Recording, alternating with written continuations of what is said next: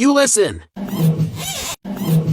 When we turn the steering wheel, there is a crunching sound. This is usually the case. Let's go to the repair shop for repairs. They'll let us replace the steering wheel, even change the steering system. A lot of money was spent, but the problem is not solved. Today I will tell you what exactly is the problem. You can use my method. A man turns the steering wheel in a car. Another person is listening from this position. If there is a crunching sound, then we just need to go to the convenience store, buy a pressure bearing and replace it. This problem can be solved. Have you learned it? Follow me. Learn about cars every day.